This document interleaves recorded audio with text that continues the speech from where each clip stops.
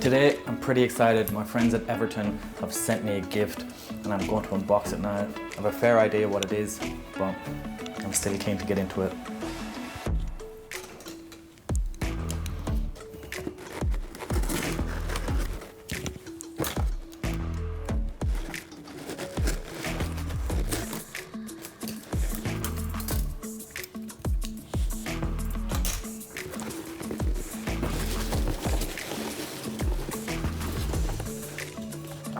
Oh, look at that.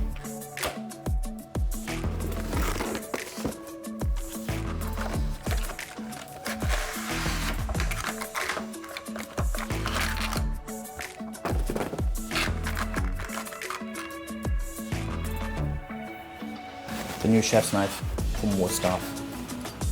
Absolutely stunning. Wusthof being one of the major heavyweights in knife production all over the world. Chefs know this brand well, and they know it for a reason. One, it's forged from a single piece of metal that makes it stable and strong for tougher work. Two, it holds its edge well.